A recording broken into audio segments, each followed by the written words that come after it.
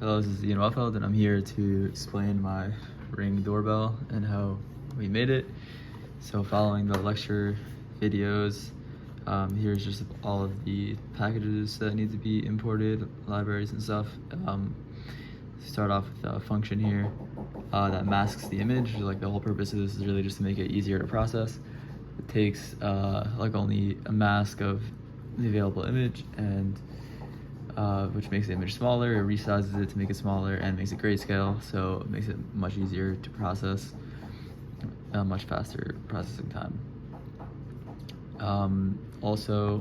Next goes through a loop, and basically it takes two images here in this command with test 1 and test 2 here, or test 0, test 1, where it takes two images and is going to end up comparing them with each other, and it makes a masked and a grayscale version of each image.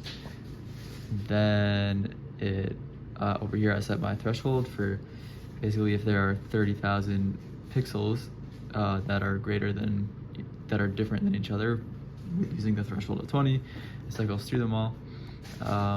Then it goes through this loop here, and what happens is when someone walks through, there are enough pixels that change, and it generates an image or a video. And in my case, a video. Here we're taking a video of the camera of the Ring doorbell, and next what it does, after I skipped over the part where it shows my email password, it sends an email of that video.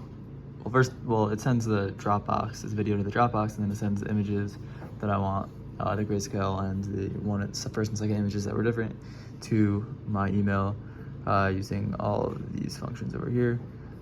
And if not, it'll say nothing detected. Then go through the loop.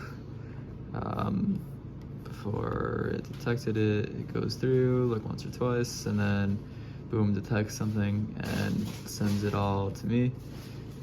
And to look, here is a burglar that broke into my bedroom, which happens to be me. And these are the grayscale and the masked images. And also in the Dropbox,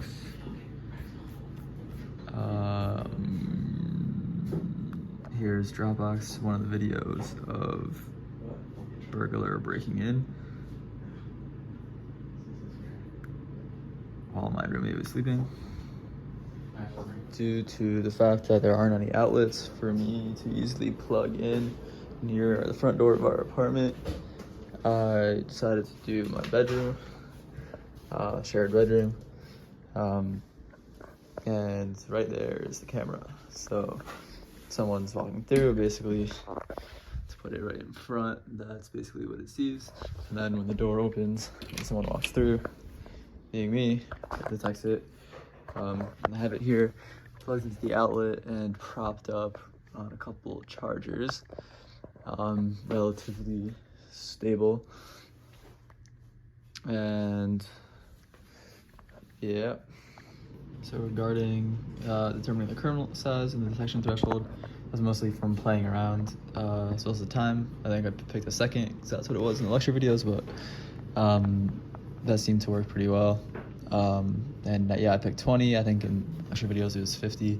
For me, I think there's like less movement in the area of my room compared to outside, so I was able to pick a lower threshold. So it was showing up as 0 pixels found for most of the runs, unless someone was there, obviously.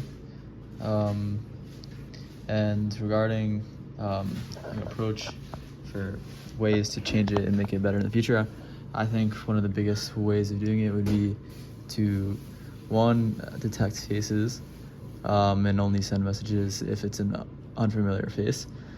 Also, I think having a movable camera, one that doesn't just lock onto one area, but also can follow the moving person around, would be really interesting and useful. And here to show it in live action, I'm running it. It's going through the loop right now. Nothing detected, but I walk through. Oh, have you a video or no? You could be if you want. Then it should see me over here. And I think I accidentally made it 35 seconds, so there's a little bit of a delay. So here, waiting. What's up?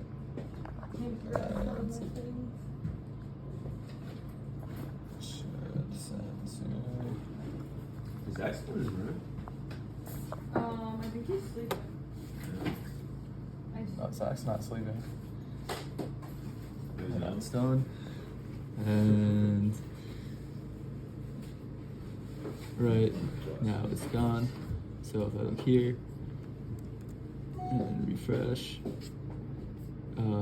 should have gotten a new. Is it this one? I think that was an older one. It's one of these. I kind of get lost in there, but it just did send me a new email. That was some movement.